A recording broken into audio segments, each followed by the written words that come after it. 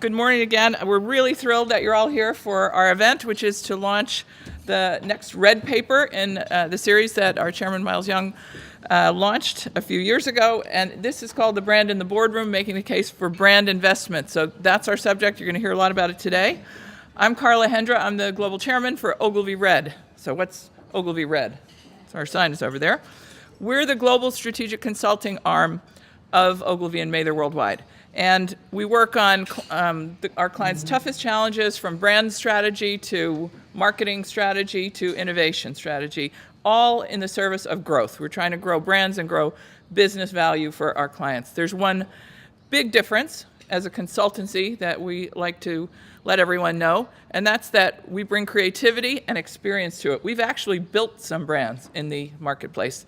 A couple of little companies like IBM, American Express, UPS, DuPont, some of them are here today, and we're really proud of that fact that we know what it takes to do it in the market. So on our subject, for too long we think marketing and branding have been really thought of as cost centers. In a recession, what's the first thing that gets cut? Marketing.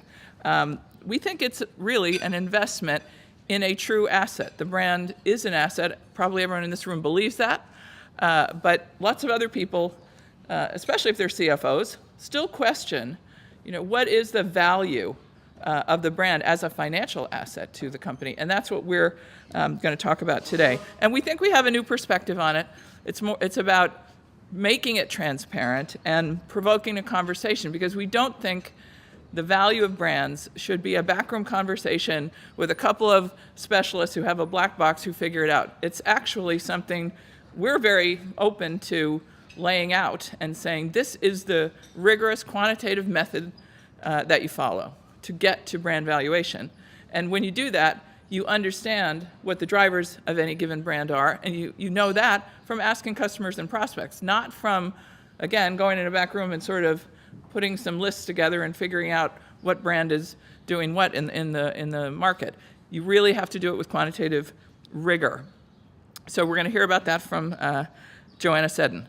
And I've worked with Joanna since 2010 as part of OgilvyRed. She's president of our brand consulting group, and we're very honored to have her. She authored the paper, but she's also been a very, very long-standing expert on brand valuation. So a little bit more about Joanna in a second. I just first want to thank our distinguished panel of guests, which is going to represent people from the client side. UPS and DuPont are represented today, Korn Ferry, the recruitment firm, and Google. And I'm going to have Jenny Rooney, who's our moderator, introduce them in just a minute. I also want to welcome Shelley Lazarus, who's here, our chairman emeritus of Ogilvy, if she's just going to wave to everybody. So Joanna Seddon has spent about 15 years working in this field and linking brands to money. And in the simplest terms, that's how we like to talk about this whole topic in English. It's about, the reason to have a brand is because you can charge a premium for it, or, you get more people to pick that brand with the brand understood and loved than you do if it's brand X. So we think that money talks in the boardroom, and we want to elevate the whole conversation and put it into the C-suite level. Joanna is former founder, CEO of WPP's Millward Brown Optumware, where she spent a lot of time working on brand valuation for clients. She created and developed the WPP Brand Z Top 100 Global Brand Valuation Ranking, and has worked on the client side as well as in consultancy. She was a founding partner of Future Brand, and really has worked around the world in categories ranging from energy to hospitality to financial services to CPG/FMCG to telecoms. So she has really broad and deep experience in bringing rigorous quantitative data to develop sharp strategic insights about brands. She's also a PhD from Oxford. That doesn't hurt, I suppose. So we're very proud to have Joanna represent us. Our chairman, Miles Young, was the person behind this whole series of red papers, and this one in particular, which he said he believes is our best one yet. He's, as usual, around the world at a client someplace else, but was meant to be here and wanted to send his regrets, regards. So I think that Miles has really come out and said, this is a crucial issue. Let's make it a C-suite conversation. So now on to the panel. And I have one more job to do, which is to introduce our moderator, Jenny Rooney from Forbes. We're going to talk for about an hour with the panelists, then we're leaving about 30 minutes for Q&A. Jenny is editor of the CMO network of Forbes, where she manages content that's critical to the executive level marketing decision makers that some of you are, or many of you work with. She blogs, she's interviewed hundreds of CMOs and CEOs, and developed the Forbes CMO interview series. She has also developed the Alumni Marketing University event series for Forbes and plays a big role in the content and programming of the Forbes CMO event, which you probably know is an annual invitation-only summit meeting. Prior to Forbes, she was the CMO strategy editor at Advertising Age. Jenny has an MS from Ohio University Scripps School of Journalism and a Bachelor of Arts in English Literature and Creative Writing from Miami University. So please welcome Jenny, and we'll get on to talking about the brand in the boardroom right now.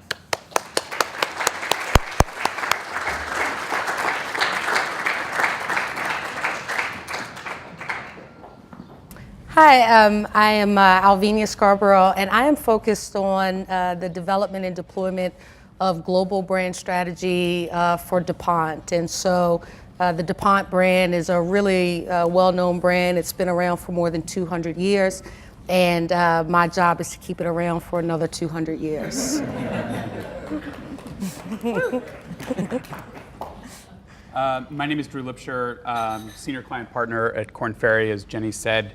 And one of the areas that I focus on is sort of with leveraging digital as a conversation starter, because it transcends both industry and function, is thinking about helping organizations bring together a human capital strategy that aligns with their business strategy across a number of the things that Korn Ferry does, both on the executive recruiting and the consulting side of our business.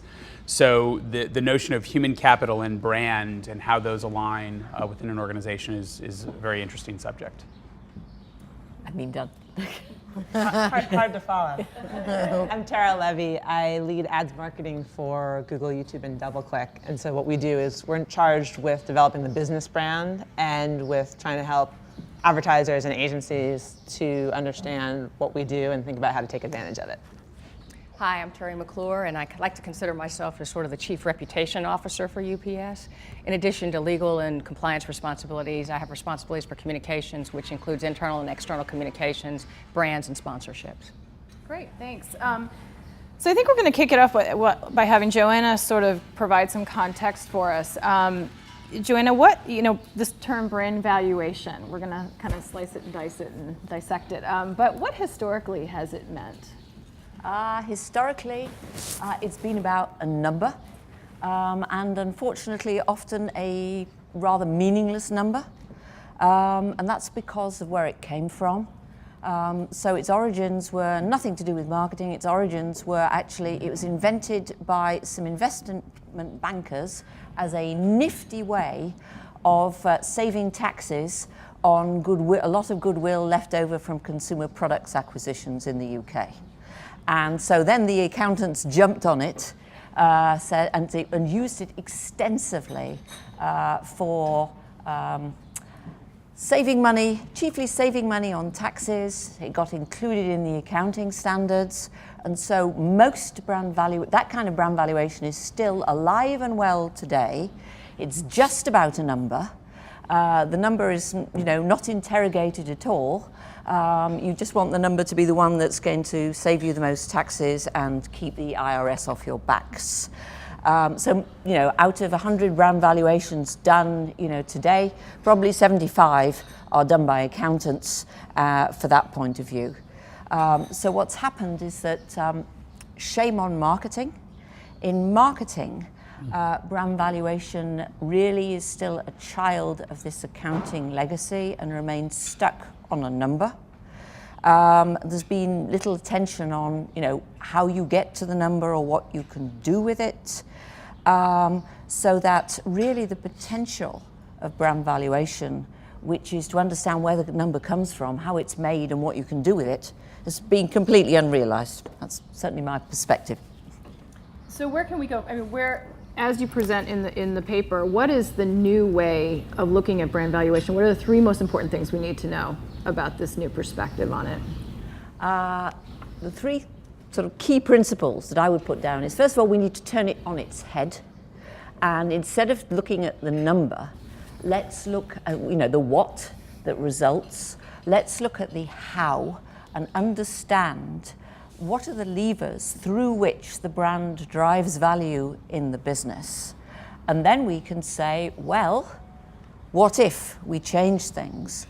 How could we leverage our brand and our marketing better to drive greater revenues, higher margins, and create more shareholder value for the business? So, it's a totally different perspective. That's the first thing. The second thing is no black boxes. It has to be transparent. For too long, and sometimes for some good reasons, because maybe there was something to hide, or the fact there wasn't much there was what they were hiding. Brand valuation has been the preserve of little groups of specialists sort of closely guarding their proprietary methodologies in back rooms. And that's not helped its adoption because people don't trust it. So our view is that, we don't have a particular proprietary methodology that's Ogilvy's. We have a conceptual way of doing things which we will share with anyone, show to the clients, show to their finance people so they can see what we're doing, and only then will it get adopted. So that's a second major principle. The third one is that doing brand valuation once is a nice to have, and if you do it well, it may lead to some really valuable insights about your brands. I mean, we've had cases where brand valuation has led to results that you really wouldn't expect. Like I was just talking to Tara about how it was a brand valuation exercise which identified that the Bank of America should buy MBNA, right? And they will actually tell you this. They were good enough to attribute that to us.